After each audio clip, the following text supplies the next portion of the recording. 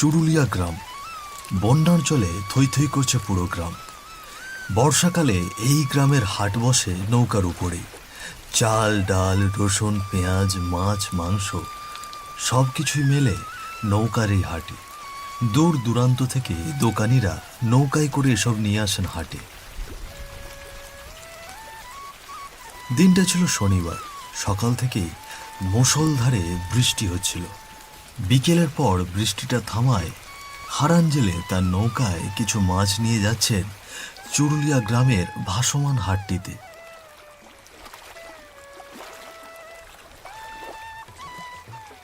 কিছুক্ষণের মধ্যেই এই হাটের পুরনো মাছওয়ালা হারান মাছ নিয়ে এসে পৌঁছল হাটে।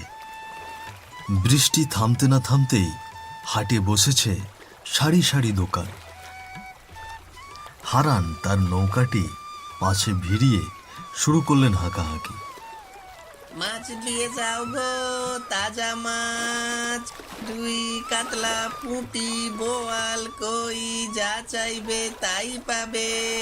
মাছ মাছ মাছ।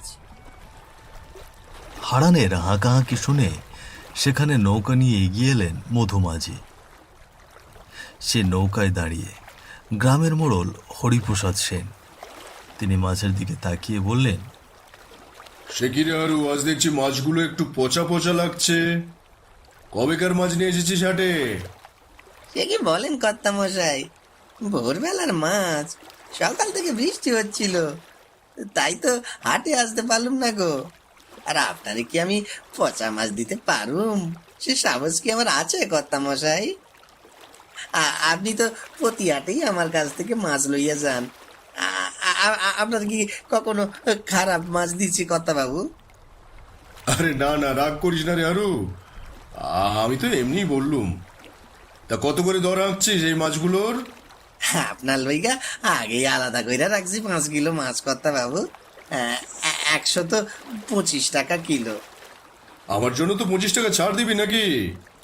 আপনি কইলে কম রাখুন কর্তা মশাই। ঠিক আছে ঠিক আছে, আমারে তুই 5 কিলো মাছের সঙ্গে 2 কিলো পুঁটি দিয়ে দে। পচা হইলে কিন্তু আমি পঞ্চায়েত থেকে বলে দেবো তুই আমার পচা মাছ খাওয়াইছিস। মোড়ল মশাইয়ের কথা শুনে হাট জুড়ে লোকজন হেসে উঠল। হারান মাছওয়ালা একটু লজ্জা পেয়ে হেসে মাথা চুলকোয়। তার পাশে দাঁড়িয়ে থাকা আরেকজন মাছওয়ালা গদাধর বলল, ও হারান্দা, তোমার তো আজ ঘি বাদ গো। মোড়ল মশাই নিজের হাতে তোমার থেকে মাছ কিনলো গো, আর আমার কপাল হইল গিয়ে এই বৃষ্টির জলে ধোঁয়া। বর্ষার জলে হাসাহাসির একটু ঝলক উঠল। সন্ধ্যা নামতে শুরু করেছে। আকাশে তখনও কালো মেঘ ছোটাছুটি করছে, মাঝে মাঝে বিদ্যুৎ চমকাচ্ছে। আকাশটা ভারী গম্ভীর হয়ে আছে, যেন কিছু একটা ঘটতে চলেছে। হাটে আসা লোকগুলো বাড়ি ফিরতে শুরু করেছে। আবার কিছু দোকান গুছিয়েছে ফিরে যাওয়ার জন্য। আর হারান মাছওয়ালার অল্প কিছু মাছ আছে, সে বেচে বাড়ি ফিরবে। আকাশটা কালো মেঘে ঢাকা পড়েছে রে। আবার কখন জানি বৃষ্টি নামবে। আকাশটা ভালো ঠেকতেছে না।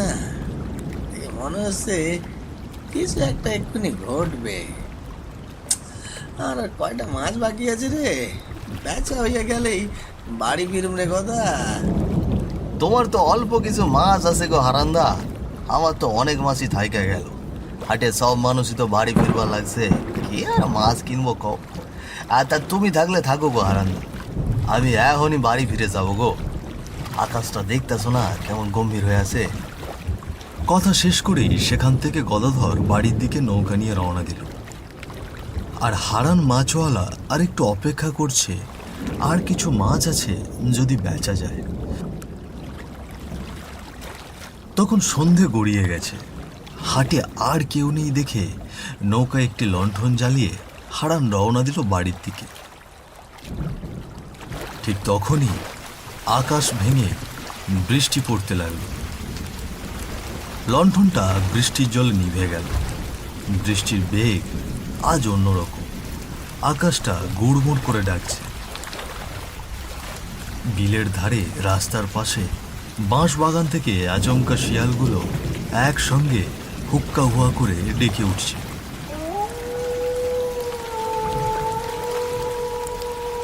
যেন কোনো বিপদের গন্ধ পেয়েছে তারা।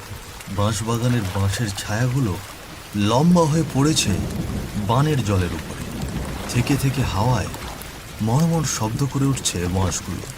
কুকুরগুলো একসঙ্গে কেঁদে উঠছে, যেন কারো মৃত্যুর খবর জানিয়ে দিচ্ছে।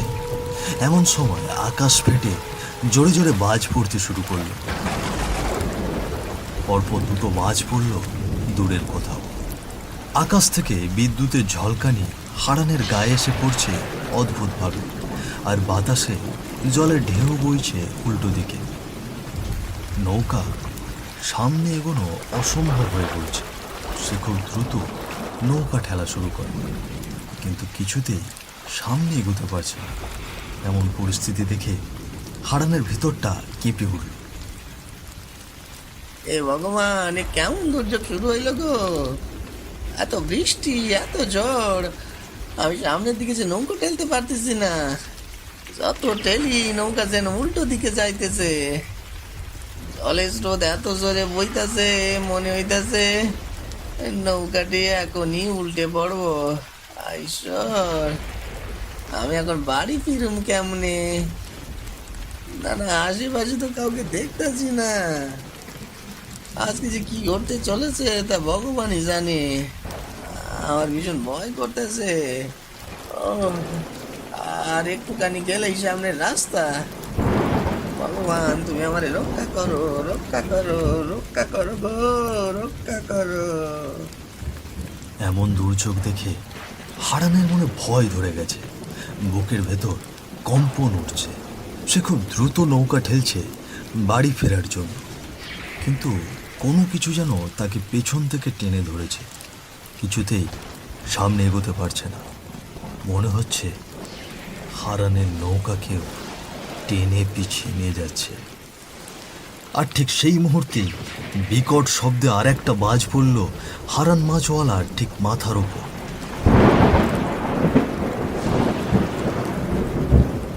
হারান মাছওয়ালা সেই বানের জলের বুকে ঝলসে গেল। কেউ দেখতে পেল না তার মৃত্যু, কিন্তু বাঁশবাগানের মধ্য থেকে শেয়ালগুলো একসঙ্গে চিৎকার করে ডেকে উঠছে, যেন কারো মৃত্যুর খবর পৌঁছে দিচ্ছে। সে আস্তে আস্তে নৌকার উপর ঢলে পড়ল।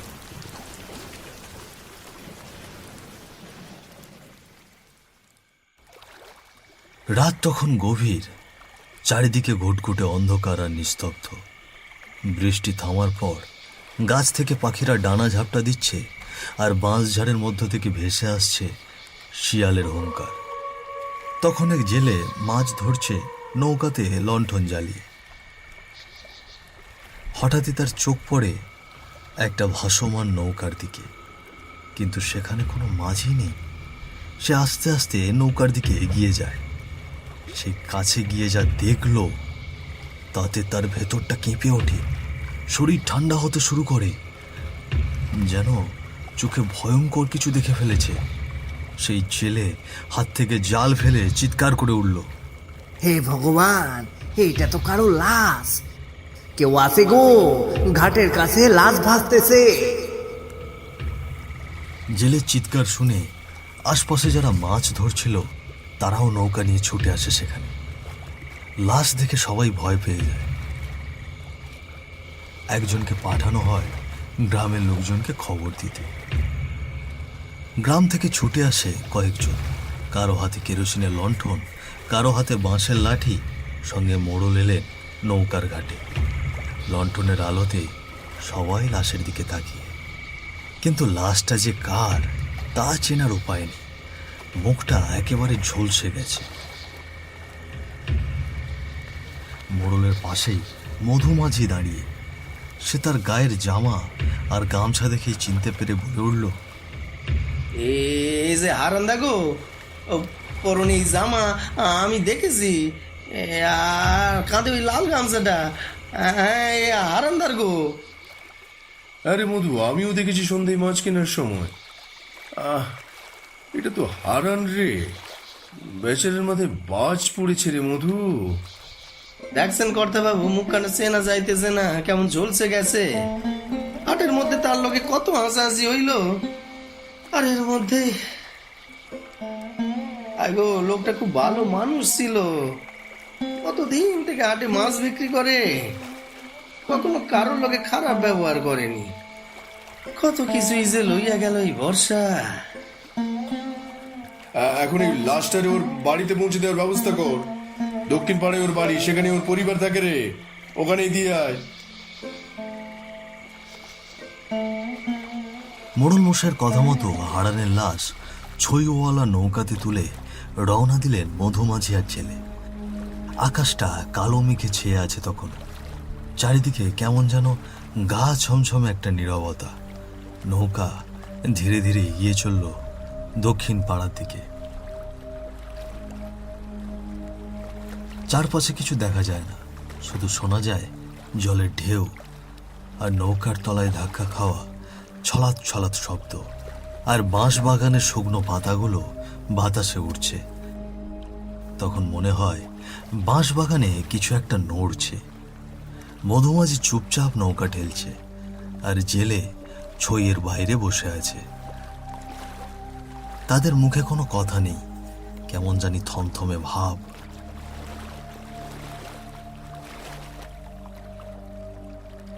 নৌকা যখন বিলের মাঝপথে, ঠিক তখনই বাঁশ বাগানের দিক থেকে দমকা হাওয়া এসে লাগলো তাদের গায়ে, আর আকাশ থেকে মুষলধারে বৃষ্টি নামল। শিয়ালগুলো একসঙ্গে হুক্কা হুয়া করে ডাকতে লাগলো, যেন কোনো বিপদের আগাম টের পেয়েছে। ঠিক তখনই বিলের পাড়ে জঙ্গলের পাশ থেকে এক লোকের গলা ভেসে আসলো তাদের কানে। ও দাদা, আমি হারান জেলের গ্রামের লোক গো, আমায় একটু নিয়ে যাও না, আমি ওই গ্রামেই যাব। এই বৃষ্টির রাতে কোনো মাঝি নেই গো। চারিদিকে ঘুটঘুটে অন্ধকার। লোকটির ডাক শুনে তারা মাথা তুলে তাকিয়ে অন্ধকারের মধ্যে শুধু কালো ছায়া ছাড়া আর কিছুই দেখতে পেল না। তারা কোনো কথা না বলেই বৃষ্টির মধ্যে নৌকা ঠেলে পাড়ের দিকে যেতে লাগলো। কিন্তু ঠান্ডা একটা হাওয়া এসে তাদের কানে যেন ফিসফিস করে বলছে সেখানে কোনো বিপদ অপেক্ষা করছে। বাঁশবাগানের বাঁশগুলো বাতাসে কেঁপে কেঁপে উঠছে। কিন্তু সবচেয়ে অদ্ভুত ব্যাপার হলো, সেই লোকটি পাড়ে দাঁড়িয়ে থেকে কি করে জানলো এই নৌকায় হারানের লাশ আছে, আর নৌকাটি হারানের গ্রামেই যাচ্ছে। এ কথা ভাবতেই তাদের বুকের মধ্যে যেন মোচড় দিয়ে উঠল। ঠিক তখনই বিকট আওয়াজে দূরে কোথাও যেন বাজ পড়ল।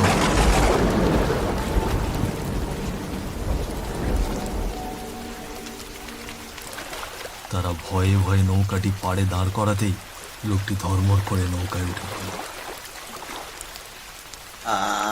আপনি কেমনে জানলেন আমরা হারান্দার গ্রামে যাচ্ছি? মাঝির কথায় লোকটি কোনো উত্তর দিলেন না। লোকটি নৌকায় পা দিতেই কেমন জানি একটা ঠান্ডা হাওয়া বয়ে গেল। লোকটি অদ্ভুতভাবে ছইয়ের নিচে গিয়ে লাশের পাশে বসে পড়লেন। চারিদিকে ঘুটঘুটে অন্ধকার, লোকটির চেহারা ভালো করে দেখা যাচ্ছে না। লোকটি সেখানে বসতেই একসঙ্গে অনেকগুলো কুকুর ঘেউ ঘেউ করে ডেকে উঠল, যেন কোনো অশরীরই দেখে ফেলেছে তারা। নৌকাতে মধুমাঝি আর জেলে শুধুই মুখ চাওয়াচাওয়ি করছে, কেউ কিছুই বলছে না।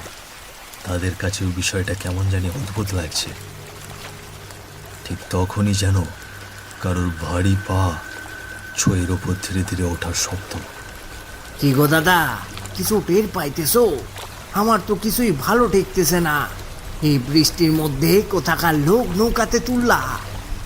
নৌকাতে ওঠার পর থেকেই কেমন জানি অদ্ভুত কিছু হইতে লাগছে দাদা। সেইটা তো দেখতেছি, কিছু হইতে লাগছে, কিছুই বুঝতে পারতেছি না। এমনিতেই মুষলধারে বৃষ্টি, তার মধ্যে নৌকাতে লাশ, আবার হঠাৎ করে নৌকায় লোকটা উঠার পর যে কি শুরু হয়েছে, ও ভগবানের কৃপায় ভালো ভালো লাস্টারে পৌঁছাইয়া দিতে পারলেই আমাকে বাঁচান। সারা জীবন এই বন্যার জলে মাছ ধইরা বেড়ায় রাতভর, কিন্তু কখনো এমন ডর করে নাই আমার। ঠিক তখনই বাতাসের সাথে ভেসে আসে শীষ দেওয়া হাসির শব্দ। পরপর বাজ পড়ছে বিকট আওয়াজে। কিছুক্ষণ পরে তারা শব্দ পায় ছয়ের নিচে কেউ যেন শক্ত হাড় চিবোচ্ছে। তখন তারা ফিসফিস করে বলছে, ও দাদা, এইটা আবার কিসের শব্দ গো? মনে হইতেছে কেউ শক্ত হাড় দাঁত দিয়ে চিবুচ্ছে। হ্যাঁ গো দাদা, ছয়ের নিচ থাইকায় তো আওয়াজটা আইতেছে। লোকটা ভেতরে কি করতেছে দেখি তো, চলো। জেলের কথা শেষ হতেই আকাশটা আরো ভারী হয়ে উঠেছে। ঘন ঘন বিদ্যুৎ চমকাচ্ছে, আরো জোরে জোরে বাজ পড়ছে দূরে। সে আওয়াজে যেন বুক ফেটে হৃৎপিণ্ড বেরিয়ে আসবে। জেলের হাতে ছোট একটা টর্চ লাইট, সেটা জ্বালিয়ে ছয়ের ভিতর দেখতেই তারা সেখানেই থমকে যায়। তাদের মুখের শব্দ বন্ধ হয়ে যায়। তখন চারিদিক থেকে নানান আওয়াজ ভেসে আসতে শুরু করে। কখনো একসঙ্গে শিয়ালের ডাক, আবার কখনো একদল কুকুর একসঙ্গে হু হু করে কান্নার আওয়াজ করে। তারা যেন টের পেয়েছে এই মুহূর্তে এখানে কিছু ঘটতে চলেছে। আর সবচেয়ে ভয়ানক ব্যাপার, তারা দেখলো হারানের পাশে একটা অবয়ব বসে আছে। হাত পা বেঁকে গেছে অদ্ভুতভাবে, যেন হাত পায়ের হাড়গুলো উল্টো দিকে মোচড়ানো। মুখের ভেতর থেকে জিভ বেরিয়ে ঝুলছে। চোখ দুটো এত বড় বড় আর ফোলা যে চেহারাটা মানুষ আর পশুর মাঝামাঝি হয়ে গেছে। সে লাশের মাংস ছিঁড়ে ছিঁড়ে খাচ্ছে। যা তারা দেখলো তা দেখে গলার ভেতরে শব্দ আটকে গেল, শরীর জমে গেল, যেন রক্ত চলাচল বন্ধ হয়ে গেছে তাদের। জেলে কাঁপতে কাঁপতে মুখ চেপে ধরে বলল, ওইটা ওইটা মানুষ না গো মধুদা, ও হারান্দার বুক ছিঁড়ে রক্ত খাচ্ছে, হাড়গুলো ছিঁড়ে ফেলেছে গো দাদা। ও ভগবান, আমাদেরকে রক্ষা করো, আমাদেরকে রক্ষা করো ভগবান। তারা এক পা দুপা করে পিছুতে পিছুতে হোঁচট খেয়ে পড়ে গেল নৌকার চাটায়। খোলা চোখে তাকিয়ে থেকেও তারা বিশ্বাস করতে পারছে না তাদের চোখের সামনে সব ঘটনা। ওইদিকে আর তাকিও না দাদা, চলো চলো এখান থেকে পালাই, নইলে আমাদেরও অনেক ধৈরা জান তো খাইয়া ফেলাইবে। এই রাতের বেলা বৃষ্টির মধ্যে তারা কি করবে দিশা খুঁজে পাচ্ছে না। জীবন বাঁচানোর তাগিদে তারা সিদ্ধান্ত নেয়, চারিদিকে জল ছাড়া তো ডাঙ্গা নাই। আমরা যদি বাঁচতে চাই তাহলে জলেই ঝাঁপ দিতে হইব। জীবন বাঁচানোর তাগিদে তারা সিদ্ধান্ত নিল। তারা সেখানে আর একটু দেরি না করে দুজনে মিলেই ঝাঁপিয়ে পড়ল জলে। পিছনে হারানের নিথর দেহ সেই অবয়বের মুখে রেখে তারা সাঁতরে জীবনটা নিয়ে পালিয়ে গেল।